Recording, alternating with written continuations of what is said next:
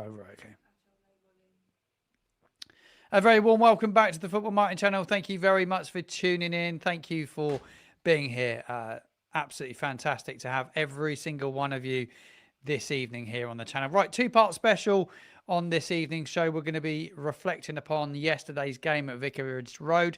I did take that trip to London yesterday to Watford with controversial Chris and Chloe.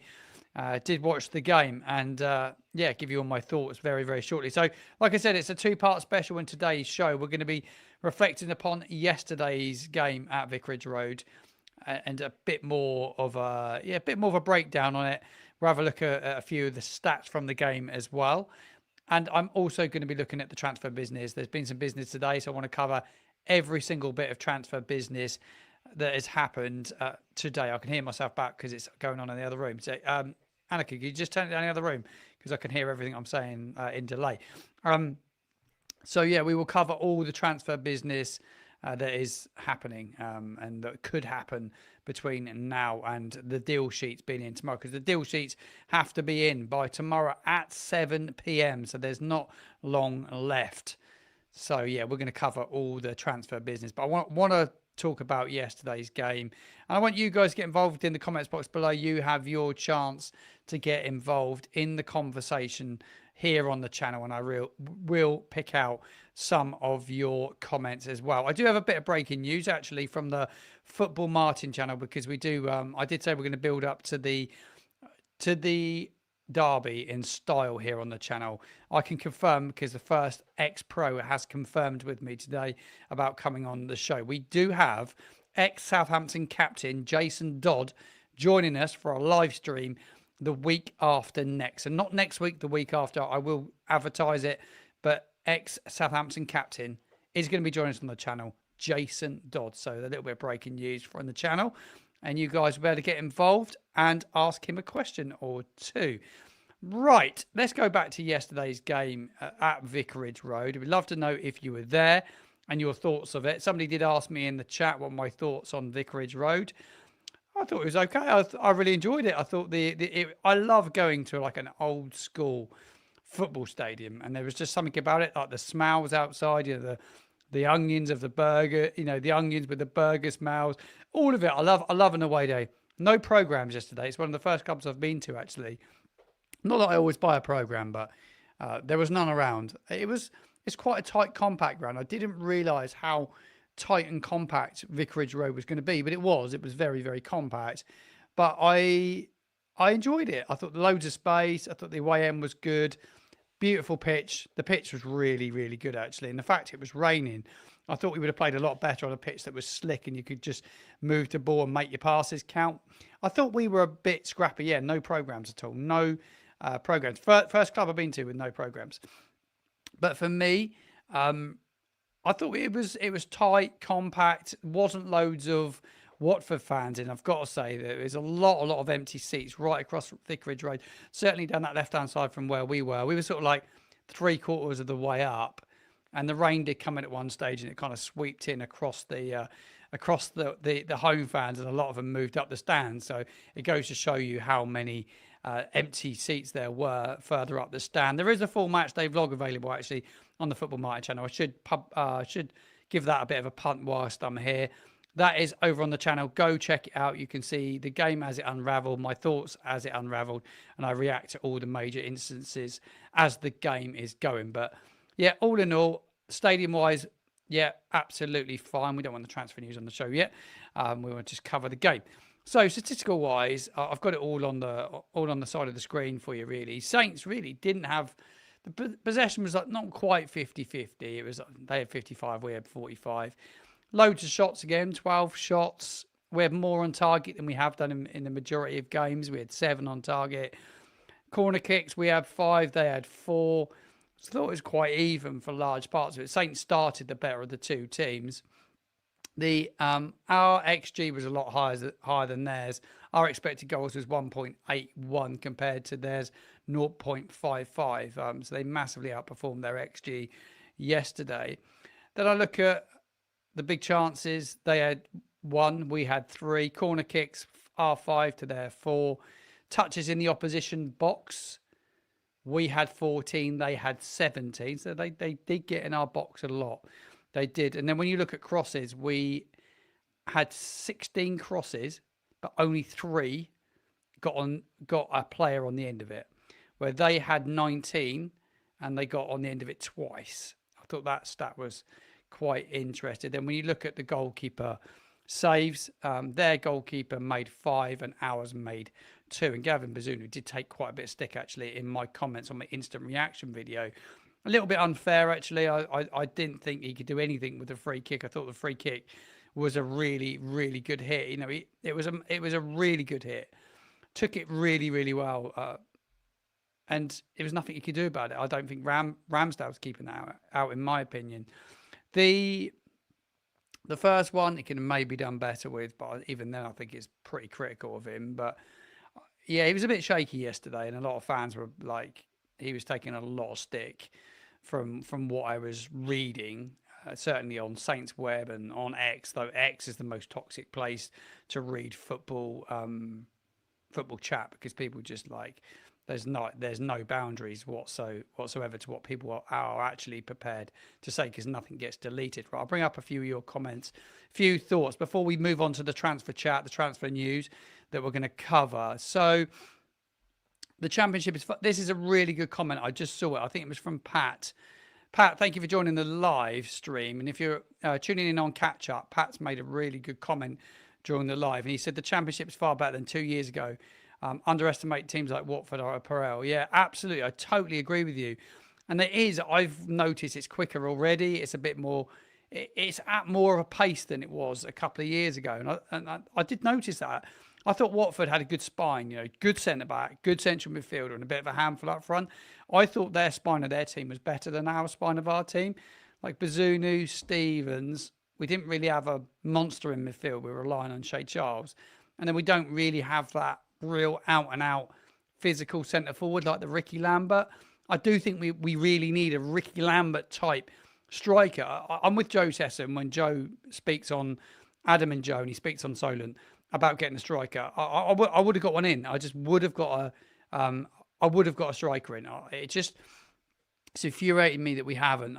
Damien Downs, I've been chatting about him in lots of videos, and somebody put in the comments today on my instant reaction video, you're being overcritical. You can't judge him after 5.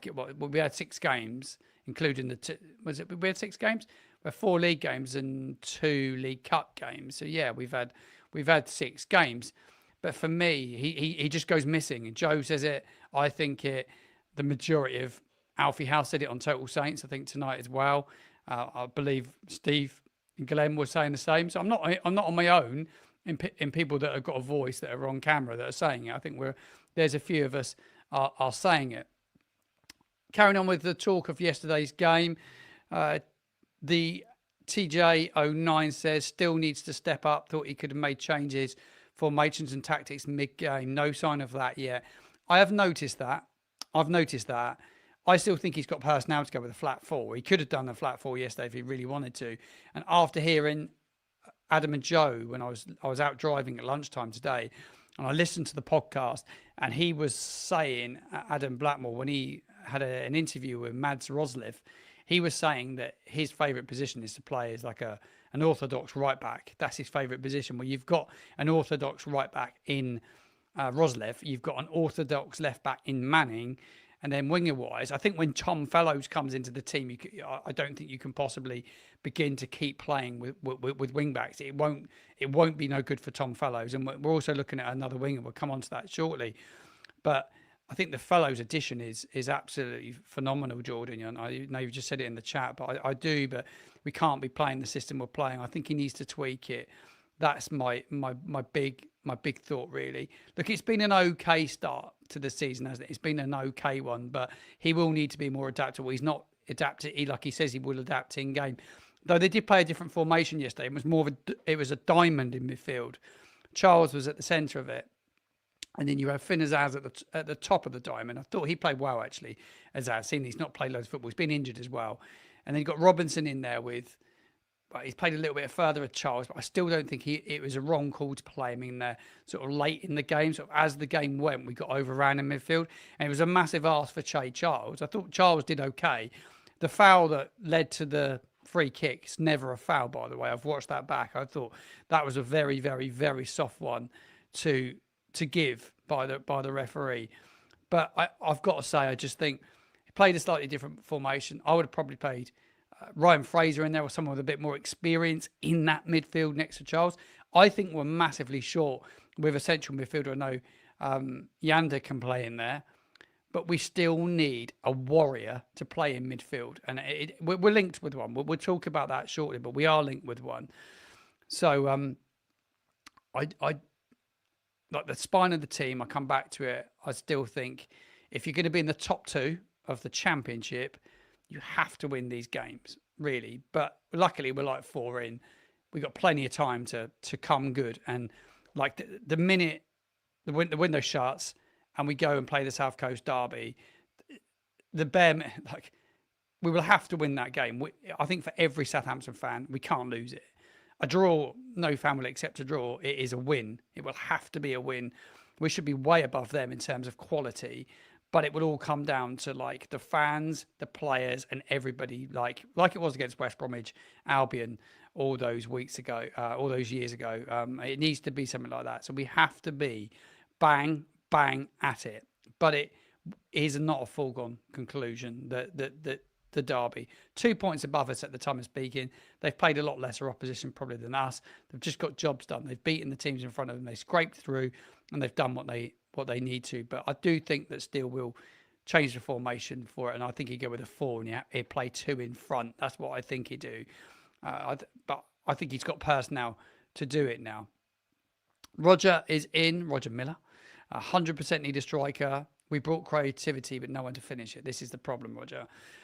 You're getting the ball in the box, and when we have got it in the ball in the box, I've seen Damien Downs do the same thing about 4 times, fall over the ball or miss it. Ross Stewart come on yesterday, and he ends up playing wide left, like wide of the tree. You know, we were like trying to win the game. You know, there's no point putting him out on the left, is there? He needs to be in the box, and we just need somebody here said the strikers are fine, and they will actually get some service. They've had service. They got service yesterday. Archer got service yesterday. He scored 1 and he missed 4. 3-4 good chances. I disagree. I don't think the strikers will score anywhere near enough goals. I think Josh Sargent has already scored more goals than probably Damien Downs has scored all season. He's scored, he's the top striker in the championship. I said it right at the back of the start of this window. Go get a striker. That is the championship ready. Not gamble on a kid. Reminds me of Mara. Mara was better at this stage. Mara scored on his second game for Saints, maybe on his debut. But I have to say, striker wise, I'm not sure that the pecking order is terrible. Armstrong can't play through the middle. Stewart's rusty, doesn't look like he can score a goal. Downs looks so far short. Somebody said to me today, and it's probably nonsense, it was going out on loan. Well, I don't believe it. I think it's absolute nonsense. And then Archer, I'm not sure he's going to score enough goals. It's just my honest opinion. Right, we will cover all the transfer stuff very shortly. We'll keep talking about the game for the next couple of minutes. All this content is keeping occupied a real tough period. Leighton, I've been there, my friend. Always reach out. But the reason I set up this content, and I will share the story actually when we do the Pompey Derby, because it all fits in quite nicely. My content creation story started after a really tough time in my life, actually, and I love doing it, and I think I'm getting loads better at doing this. I still ultra critique myself, but I did it through a tough period in my life, and actually the story's quite fascinating, and you'll realise why the Derby means so much more to me than what it probably would have done 7 years ago. But I'll tell the story. I don't often tell the story, but I think it's absolutely brilliant. You guys will love it as well. James is in the live. Thank you for joining us, James. Hope you're well. If Pompey beat us, the pressure is on Steele, and Sport Republic will multiply considerably. Yeah, I think it is massive. We have to win it. I think Steele needs the time, but I think he will need to show his real adaptability. I think he will He will come good. Matthew, thank you for joining live. Thank you for commenting live. Football is an amazing sport. It brings people together despite. Yeah, I absolutely agree. No matter what, it's somewhere you can go and talk to people. I used to go and watch a lot of football on my own, and I absolutely love it. And you go to a away game like yesterday. You could have gone to Watford on your own yesterday. You could have gone on Nick's away travel, or the club supporter coach. You would have met a Saints fan that you knew to talk to, get into the game, and everyone's got the same thoughts. So it's a great thing to do. And yeah, always reach out. I'm always here. I'm always at the end of a Instagram chat or story at any time. So yeah, Roy's in. Royce, thanks for joining, Roy. When you're in front with 10 minutes to go, you bring on players to protect your lead, not attackers. Exactly, Roy. You bring on players that can control the game. We didn't do it. We couldn't control the game without that central midfielder. That's why I've been calling, and I've been calling for Oreo Romeo. That's who I'm calling for. That's the man I want to see Saints go and sign in this window. He's like my dream signing now, because I really do feel that we need to bring in somebody with some real nous in the central midfield area. Right, it is that time of the show where we come on to the transfer chat. There's loads to talk about. So the headlines today are as Ben Brereton Díaz, he's joined Derby County on loan for the remainder of the season. Southampton have signed Denmark right back Elias Yelat from Galatasaray. Saints are closing in on winger Leo Senza, though that will probably be dependent on Samadozi going out from what I'm hearing. And there are ongoing talks with what will happen with Joe Aribo, Samadozi, James Bree, and Charlie Taylor. All 5 of those could go. That would make it 6. I think the headline is 6 could go. 1's gone already.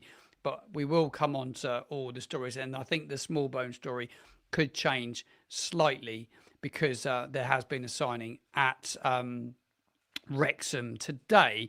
The one thing I did want to talk about was Joe Aribo before I really get into the transfer chat. Wouldn't he been utilised well yesterday in midfield? We could have done with him yesterday. And I'm never his biggest fan in the world, but boy, could we have done with a Joe Aribo in midfield yesterday. Just that nous of like playing in there next to Charles would have been really, really handy. I've updated all the overlays now, so you've got all the incomings on your screen, and I've updated all the outgoings as well. And there is a little advert on the bottom of that sidebar to say that there is a deadline day live tomorrow, 7:30. It's a reaction to everything that's happened in the window, and we will be covering all the incomings and outgoings tomorrow. I think there could be 5 outgoings tomorrow. One man that did go out today was Ben Brereton Díaz. He's joined Derby County on the season-long loan. He's only ever made 10 Premier League appearances for Southampton before he spent the second half of last season on loan at Sheffield United. And like the club said, his minutes have been hard to come by this season. And those only minutes have come in the Carabao Cup. Derby sit 21st in the Championship. And hopefully he can go and have a good season there. And hopefully he does start against us, because you get a lot of these loans and they write it in the contract that the player cannot start against you. Well, hopefully they've not put that in there, because if he does start again against us, I'm sure it'll make Derby that a bit weaker. I think he's it's been a dreadful time. Right, the good news is today Saints have signed a player, which is, we all knew it was coming. I mentioned it in the transfer show on Friday evening. This man is in, because the Saints have signed Elias Yelat on it's a season-long loan, but there is an option to buy him at the end of it. He's a 22-year-old fullback. He's from Galatasaray, and he arrives with a very impressive CV. He looks like a player that can actually play on both sides as well. So not only can he play right back, he can play left back as well. So I think that is a real positive, because we are a little bit lightweight if we did get an injury at left back. So he's had 3 league titles at Copenhagen, a league and cup double in Turkey last season with Galatasaray. He's played in the Champions League with appearances against Man City, Man United and Bayern. A Europa League victory over Spurs, and he's had with 3 senior Denmark caps as well. Versatile, like I said, across the back line. And Johannes Spohr said that he will bring a winning mentality to Staplewood.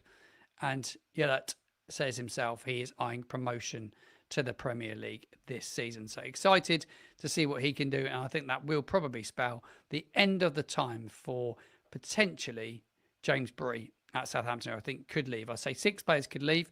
One's gone already. There could be another 5 out the door, in my opinion. Right, elsewhere, what do we have? There is a lot of talk still around the winger, Leo Senza. They are apparently on the brink where they were on Friday, and I reckon talks have progressed really well. Saints have pretty much come to an agreement with Heidenheim, where he is at this moment in time. He's a Brazilian winger, and I did read some bits on him today, and they say he's a very, very good player. They're talking around 8 to 9 million euros for Senza. He produced 6 goals, 5 assists last season, and he's known for strong delivery, averaging 2 or more successful crosses per game. I think he sounds like a really interesting player. So we will see. We will see if that one comes off. So that kind of wraps up all the rumours around players coming in, players going out. It sounds like Sam Adozi and his representatives are leaving it late doors for him. I think they're waiting to see what comes along late in the window for him. But the good news is Ben Brereton Díaz, as I said, has joined Derby on loan to the end of the season. There he is in that Derby kit. I love that Derby kit, by the way. How good is that Derby kit? Right, we'll go and read some more of your comments in the chat below. There's loads of you in. There's 204 of you watching live. Spurtian to Leeds would be annoying. I did see that today. I think he will he'd be a good player if it gets done. I don't see him coming to Saints now. We've signed Finn Zaz. That's my personal opinion. Hope Breezy gets a good move. Yeah, I do as well. I hope he does get a good move. Yeah, that could also see Charlie Taylor heading out the door. Absolutely, that will probably be the case. I think he is on the list of players they want to get rid of. And I think James Bree, from what I heard, I can't 100% sure I heard him say it earlier, but I was listening to Total Saints earlier. I'm sure Alfie said Charlie Taylor was definitely on it. I think maybe mentioned James Bree, but yeah, be intrigued to see what happens tomorrow. Watch Diaz go and score 10 plus goals for Derby. I don't see it happening. Just don't see it happening. Mike Byers is in the chat. He said 100% can't believe Aribo not in squad yesterday. It was a big ask of Jay Robertson yesterday. It was a massive ask. Flynn Downs falling ill yet again. He had that E. coli a year or so ago, didn't he? And maybe his stomach is just not recovered from that. And he maybe just got a weak spot within his bowel. And he does pick up those bugs a little bit more easier than the rest of us maybe would do. I think Armstrong will go ahead of a couple of whispers over the weekend. I've not heard any whispers around Armstrong at all. I wouldn't be surprised. He's on the beach, on the bench. He was on the bench yesterday. I feel like I've been on the beach today. That's what I was just thinking. I was out. I did sit on the beach for a couple of hours today. Smallbone. That's an interesting one. Will Smallbone. Not sure that one's going to happen now, by the way, because I did see today that Wrexham, I've got it on the ticker actually, on the bottom of the screen, because a big move at Wrexham, because they spent 6.5 million to seal the signing of midfielder Ben Sheaf from Coventry City. A really good signing, about the same sort of value that was being spoke about for Smallbone. So maybe that's not going to happen now. So we will, we will see. There is another rumour around another midfielder, actually. I'll put it on the ticker below for you. Another target is midfielder Isa Dumbia, if I pronounce it correctly. I haven't even had a look at that one. Age 21, Saints have bid 6 million plus bonuses. He's a big midfielder by the looks of it. But that one is just a rumour. I haven't even got to check what the pronunciation is on that one, but I will do. But Leo Senza seems like I think he'd probably end up being the last one in, unless Saints pull a rabbit out of the hat and bring in Oreo Romeo tomorrow, which I don't think will happen, but it would be absolutely immense. Right, last 5 minutes of the live. I'm going to finish it off by grabbing your chat, your questions. So if you've got any questions, chuck them in the comments box below, and I will try to get to as many of those as I possibly can. Right, what do we have? Saying the same as me. Just need a striker. It won't happen, but they're not rumoured to even be looking at a striker. But I do agree. Smallbone's gone quiet. I would imagine. I'm not sure he will end up signing at Wrexham now. I totally agree, Mike. We did miss Flynn Downs in midfield. Just say certainly late as the game went, longer the game went, we needed that. We needed somebody just to control the game, and we didn't. We didn't have anyone to control the game, and that was a big issue. There is something going on about Armstrong. Won't he? He won't go. He's settled up. Yeah, but a lot of players are settled in homes with their kids in schools, and if a club comes along and they're offered a sum of money, and the club decide they don't want them for whatever reason, it's job done. I don't think he goes personally, but I agree with this one, Adam. Yeah, if he was available, he would do. And like, if he doesn't go out in this window, he needs to be brought back into the squad really, because he would give us that extra body in central midfield, because we certainly need it. That is for sure. So yeah, for me, I think he could have done a job for us yesterday. He's got a year left on his contract, but they had bid.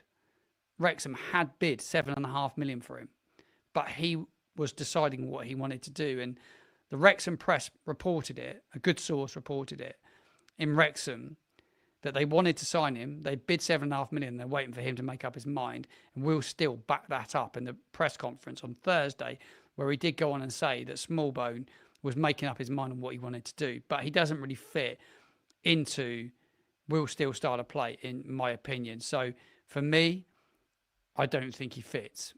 And I'm gutted for him, because he scored, 10 goals last time around in the Championship. And he's a big part of us getting promoted. Hi, Martin. 5 points from 12 is a bad start for a team that wants to win the Championship. I agree. Let's hope the new signings make a big difference. Yeah, I do. I think 5 points from 12, it's not... Yeah, I think when you look at it, Anthony, I think Anthony Dawson's spot on here. I think if you look back, Anthony, we just about got it over the line against Wrexham. We could have lost that. Easily lost that. The Ipswich result, yeah, it was fair dues in the end. It was fair in the end. We should have won the Wrexham game. We were the worthy winners, but we could have lost it. We could have picked up just a point. It was just a bit of magic from Ryan Manning, and then Jack Stevens late on, and they tired.